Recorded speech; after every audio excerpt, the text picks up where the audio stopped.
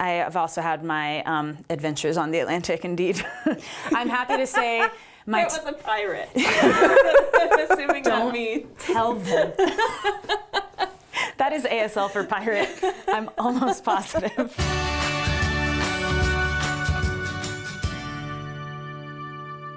Welcome back to Nature League. This month we've been discussing the topic of life on Earth, and it just so happens that this month has 5 Thursdays. So for the 5th week of these special months, Nature League will produce a special segment called Nature Plus. Nature Plus is a segment where we'll investigate nature in the context of something else. For our first Nature Plus segment, we're going to explore nature plus philosophy, basically discovering how philosophy can help us explore, learn about, and love life on Earth. So I am lucky to have some friends here to help me out with the topic, and I am so excited to introduce them to you now. So first, I will have Caitlin. Hello, I'm Caitlin. I produce SciShow, all the SciShow channels, and so that's how I met Brit. I was a philosophy major in undergrad, and so when you were talking about doing this, we started talking about the Wilderness Act of 1964. So that's why I get to be here.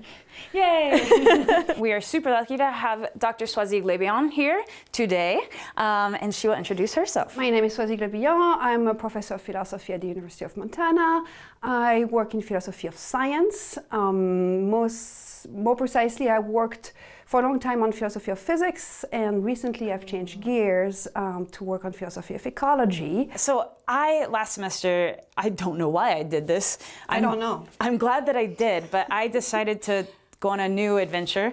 And I pirated my way over to the philosophy department because I saw that there is a course being offered that was philosophy of ecology. Now, I know ecology in book form and in text and all of this, and it actually started because Soazig came to my wildlife department and gave a brief introduction to philosophy of science. I did that. Well, I'm glad that we both did these things. And I'm sitting here in the back, probably definitely doing other homework, and then looked up and was like, wait, what? There's something called philosophy of science? I thought philosophy was that group of stoners that didn't want to major in something harder. Philosophy is so hard. It is one of the hardest. Well, it is, and so again, and I learned so much, and that's one of those things, I love it when things prove me wrong, when people prove me wrong or other things. I'm awesome, because that reminds me to keep my mind totally open to things. So what's cool is that all 3 of us work with science in one way or another, right? And so how does philosophy kind of tie into what you do, either on SciShow or the way that you think about the pieces of science that you do? I'm not a scientist, but I play one on the internet.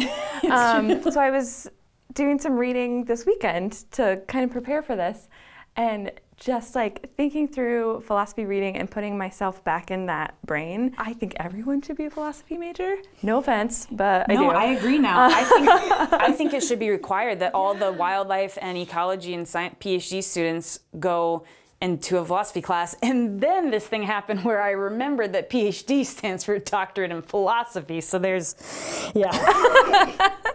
But yeah, so I was thinking about it and figuring out what someone is communicating through the written word and then through conversation is I deal with that every single day. With science communication. With right? science communication, and even just having employees and making sure that they understand what's happening, trying to interpret what I think my boss wants me to do, that brain work that I learned from trying to work through philosophy readings, I use constantly. Yeah. And then you have a metaphor that I love about how philosophy and science go together. Right, so that's not the only way philosophy can deal with science, right? But what we call philosophy of science, which is a discipline. There's philosophy of physics, philosophy of biology, philosophy of ecology, philosophy of economics, philosophy of whatever you want, right? But the way philosophy of science as a discipline deals with science is basically to ask how it works. So for us, our data are scientists. And the analogy that I like is Tim Maudlin's. Tim is a professor at NYU now, used to be at Rutgers. What he says is that when you can think of scientists as concert pianists, and so they work really hard every day, they prepare to master very technical pieces, and they practice and practice and practice until perfection. And then the philosopher of science is the guy who comes, learns a few chords, maybe a few pieces, and then starts dismantling the piano to see how it works. Yeah. And so that's basically what we do. We look into the inner workings of science. So that consists in asking questions like, Are models and theories good, accurate representations of the world? Is the goal to predict, or is it to explain, or to do something else? Can science be value-free? And if it is not, what are the ways in which values can interfere with science in a way that's legitimate or not legitimate? Those are the kinds of questions we ask. Yeah, mechanism is one thing, but there is this higher level of why to care, what does it mean, and then what also is laden on top. So like you talk about this idea of values, and I've done big data analytics, and so tried really just to double blind, triple blind everything, use numbers to tell the story. Even the fact that I asked that question though, there's my values. Like they're right there. Like of course there were values there. I asked the question because I cared, because I wanted to find out something about biodiversity, right? Maybe it's good to recognize that. Like I think maybe scientists in general are afraid to put that out there because it means they're doing, quote, bad science. But maybe the better thing, what I've been thinking about recently is like, maybe it's good to say, hey, here's the thing. I do conservation genetics. I like a world with more species rather than less. That's not based on a fact or on science, it's what I like. And then you can go Totally, you know where you're coming from. And that way then you can also communicate with someone who's coming from somewhere different than that. It's like, why would we conserve animals when we can just bring them back scientifically, like after they go extinct? Like what's the difference between that animal versus the animal that went extinct? And so if you don't know what value place you're coming from, then how do you even have that conversation? It's true. I mean, those are the questions that you don't have the opportunity to ask or to address within the realm of science itself, right? You focus on little or important problems. Those are important and fun problems, but you don't step back and say, well, what are my assumptions here? Why do I value biodiversity? Why is that important to me? Maybe it doesn't matter how many species we have. Why is it so important? Unless you have a good answer to this, then your work doesn't make much sense. Yeah. Right. Or at least you have an assumption within your work that you're not aware of, and it's not well grounded in reasoning or evidence. And that's a problem. I see it as a problem, right? Yeah. Well, I now it's not see good it research. as a problem. Yeah. Because I mean, the whole thing with the scientific method is it's like, oh, we learn all about this to then ask a question, or like, what are the assumptions of the study? I've never seen in a scientific journal article, the assumptions of this study were that I value biodiversity because of an intrinsic feeling that I have. I love being outside. Right, but that's so valid as an assumption to say that you love being outside, like that is a part of that story, right? Then like, it is part of it, but of course, as soon as you voice this, as soon as you start articulating reasons, then you make yourself vulnerable to criticism, right? Yeah. It's important to know where we come from, how we justified it, how it can be criticized, and what answers we can have against those criticism, because otherwise, again, you're on shaky grounds.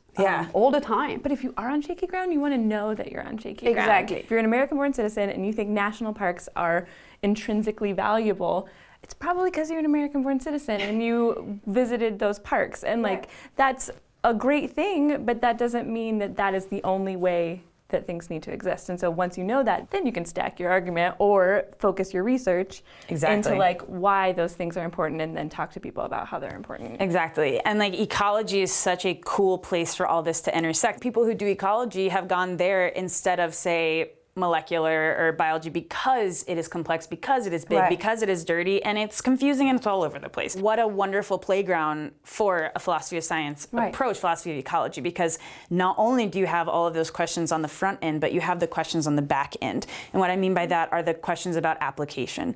So like, what do we do as managers, like as people who work as wildlife biologists for the Forest Service, who are making a choice about that land right there? Like those back end decisions, I mean, that's huge, right? That maybe somebody who's doing molecular biology might not have that applied field. And it's what's important to me here is that, philosophy can be sometimes a little abstract. Sometimes. And sometimes it can honestly be a little bit out of touch, right? So when metaphysicists, because there are also people working on metaphysics, right? And they get paid for it too. So they're talking about tropes, and they're talking about realism, about metaphysics, about mathematical objects, and all kinds of weird questions that typically don't speak to anybody besides the small group of people interested in those areas. When it comes to defining biodiversity and why we value value it, or when it comes to talk about invasive species. When it comes to those issues, those have practical consequences. Yeah. Yes, big and time. it's like financial too, right? We put money on those things. I mean, millions, Exactly. So we better know what we're doing if we want to do it right. And it is a question of right and wrong to a large extent. And so it's important to me that we stop, thinking that all of this is clear and obvious, and we start asking questions and maybe recognize that we are on shaky ground. If we talk about the national parks, the idea, for example, that those are untouched, pristine land. Come on, I mean, you just said manage, right? Yeah. So one, it's managed. Yeah. Second, there's a history here. Basically, that was the home of people who were displaced or killed. Yeah. Right? And so the idea that was untouched, no, there were people for millennia on those land, and inhabiting this land and dealing with this land and using this land. So it's not untouched. I mean, that has some serious colonialist meaning. So anytime you say, oh, this is pure nature, no, this is the result of a heavy history which involves genocide.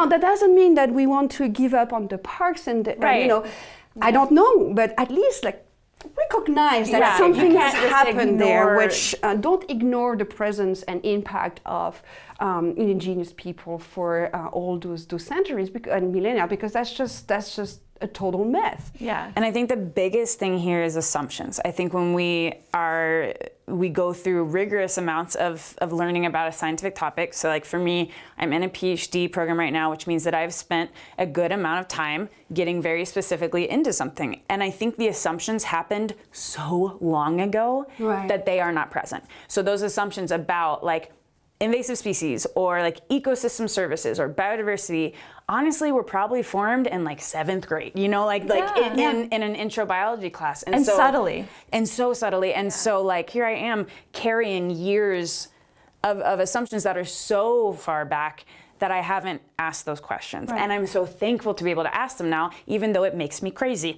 But I'm glad that I'm asking them, and I'm on my own journey with it. And so we're hoping that by kind of sharing a little bit with you, that you might ask these questions too, and kind of consider maybe your own assumptions or what it means to look at that ground and see the biases, and then make a stronger, maybe more accurate and respectful story out of it. This was awesome. Thank you guys Thank you so much Thank you for being on the Nature League. Yes, and make sure you come back next week, where we are going to start our brand new month with a brand new theme that is biodiversity. That's exciting. We'll see you then.